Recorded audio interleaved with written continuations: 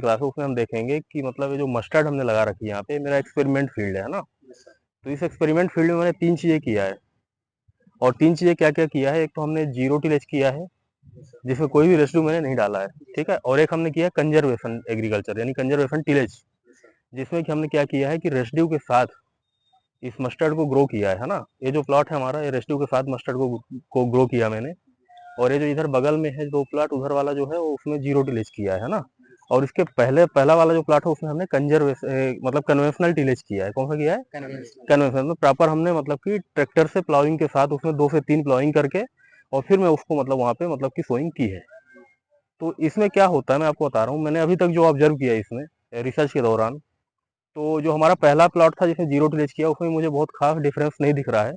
और जो हमने कंजर्वेशन एग्रीकल्चर जो है मतलब जहाँ पे हमने रेसिड्यू के साथ मतलब प्रॉपर मतलब कि हमने एक क्रॉप को ग्रो किया है, तो यहाँ पे हमें ऐसा लग रहा है कि मतलब ये प्लांट थोड़ा हेल्दी भी है और इसमें हाइट भी इनकी अच्छी है ना।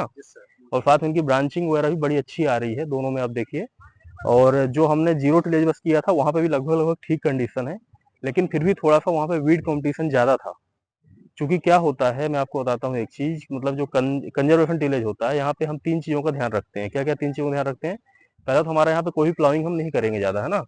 जब हम सोइंग करेंगे तो सोइंग के दौरान ही हम क्या करेंगे, प्लाविंग मतलब कि रो जोन में कर देते हैं थोड़ा थोड़ा। और साथ में क्या होना चाहिए, रेसिड्यू का रिटेंशन होना चाहिए, एटलीस्ट 30% रेसिड्यू यहाँ पे मतलब कवर होना चाहिए जमीन में। कितना होना चाहिए? 30%। तो यहाँ पे 30% रेसिड्यू जो है कवर कर रखा था मैंने। और मतलब कि किसी भी तरह से मतलब हम प्लाविंग यहाँ पे नहीं करते हैं, ठीक है? और फिर आगे चल के इसका एक और सिद्धांत होता है कि हम क्रॉप का डाइवर्सिफिकेशन भी कर रहे होते हैं, है ना? क्या कर रहे होते हैं? क्रॉप का डाइवर्सिफिकेशन। पर अभी हमारा सिर्फ इतने लेवल है, हम देख रहे हैं इसको। तो यहाँ पे जो हमने जब किया तो इसका बेनिफिट क्या है मैं आपको बता रहा हूँ, क्यों ऐसा यील्ड मतलब हमें लग रहा है कि बढ़ेगी इसकी, है ना?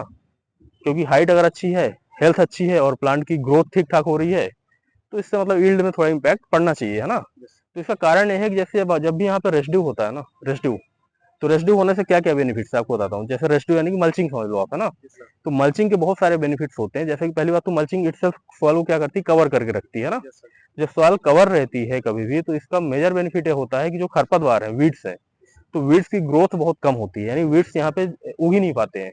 क्यों नहीं उग पाते? क्योंकि जब जो खरपतवार है उनको उगने के लिए, उनके सीड के जर्मिनेशन के लिए क्या चाहिए होता है? सोलर रेडिएशन चाहिए होता है, धूप चाहिए होता है। लेकिन यहाँ पे धूप नहीं आती है ना। और जब धूप नहीं आती है तो सीड पहली बात तो खरपतवार का जर्मिनेट नहीं होगा। लेकिन जहाँ पे हम सरसों बो रखी थी वहां पे उसका सीड जर्मिनेट हो गया, क्योंकि वहां पे हल्का सा मैंने रेसिड्यू को हटा रखा था। ठीक है, बात क्लियर हो गई। अब जब खरपतवार से कंपटीशन नहीं होगा तो लगभग 40% जो यील्ड है, 30 to 40% यील्ड, वो खरपतवार की वजह से कम हो जाती है। तो पहली बात तो यहाँ खरपतवार की समस्या हमने कम थी, है ना।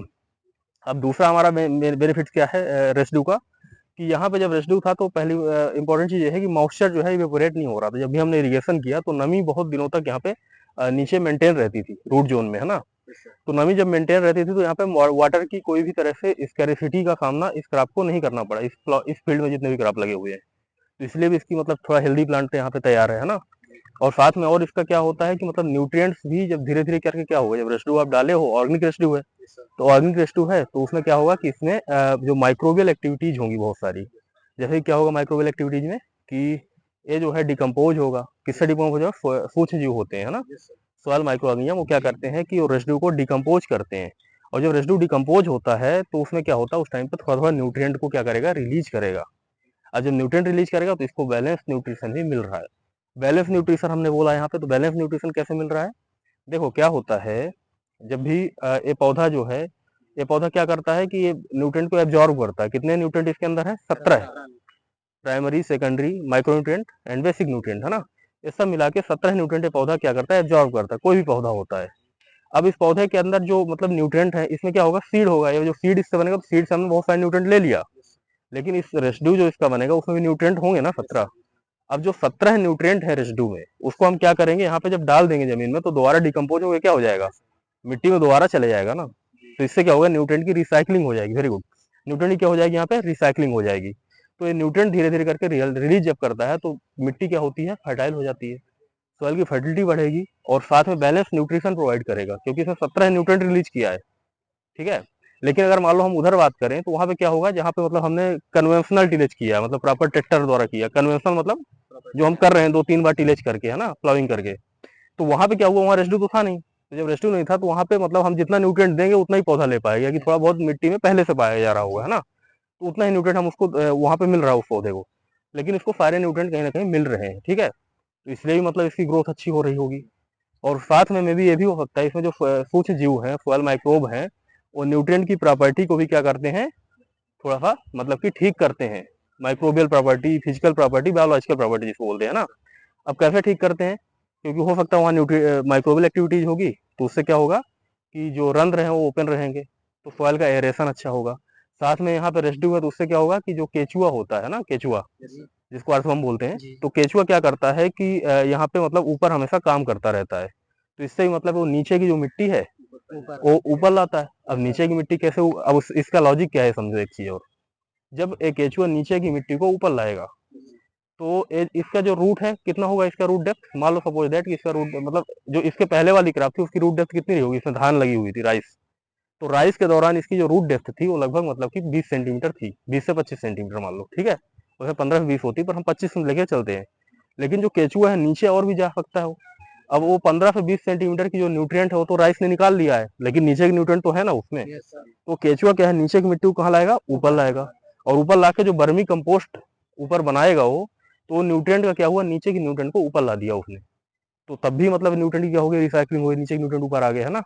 तो वहाँ पे भी इसने क्या किया, न्यूट्रिएंट जो है जो यूटिलाइज नहीं हो रहे थे, अंडर यूटिलाइज न्यूट्रिएंट थे, जिनको यूटिलाइज नहीं कर पा रही थी क्रॉप, उसको भी ये क्या करेगी, यूटिलाइज कर लेगी। तो इस तरह से हमारे जो रेसिड्यू हैं, मतलब जब रेसिड्यू हम डालते हैं यहाँ पे, जो कि कंजर्वेशन टिलेज जब करते हैं, कंजर्वेशन एग्रीकल्चर हम करते हैं, उस टाइम पे ये सब बेनिफिट्स यहाँ पे होते हैं, ठीक है? अब मैंने इसमें एक चीज और कर रखा है, तो हमारा मेन प्लाट हो गए। इसके बाद हमने यहाँ पे स्प्लिटिंग कर रखी है सल्फर की। इनमें मतलब कि 4 प्लाट और हमने बना रखे हैं। तो 4 प्लाट में हम डिफरेंट टाइप के सल्फर्स के मतलब वो हमने इसमें दिया है, जिसको हम नेक्स्ट लेक्चर में आपको समझाएंगे अच्छे से कि मतलब सल्फर का क्या-क्या इम्पैक्ट होता है हमारे मस्टर्ड क्रॉप में। जैसे कि आप देख रहे हैं कि कहीं पे अच्छी ग्रोथ है किसी प्लाट में, किसी प्लाट में थोड़ा कम ग्रोथ हो रही होगी ना, अलग-अलग जो प्लाट डिवाइड है। तो इसमें भी मतलब कि अलग-अलग प्लाट डिवाइड होने की वजह से जो मतलब कि हमने सल्फर की स्प्लिटिंग की है अलग-अलग टाइप से, उसका इम्पैक्ट यहाँ पे देखने को मिल रहा होगा, ठीक है? तो उसके बारे में हम बाद में आपको नेक्स्ट मतलब कि लेक्चर में, जब हमारा प्रैक्टिकल लेक्चर नेक्स्ट होगा उसमें हम यहाँ पे चर्चा करेंगे, ठीक है? तो आपने सारी चीजें समझ ली, इसमें कोई और डाउट तो नहीं है? रेसिड्यू का क्या बेनिफिट है वो समझ गए हो? और इससे रूट ग्रोथ भी अच्छी होती है रेसिड्यू से, है ना? अगर कुछ डाउट हो तो आप पूछ सकते हैं हमसे, किसी तरह क्वेश्चन वगैरह आपके माइंड में नहीं है? चलो very good, all the best है आज के लिए, ठीक है, थैंक यू।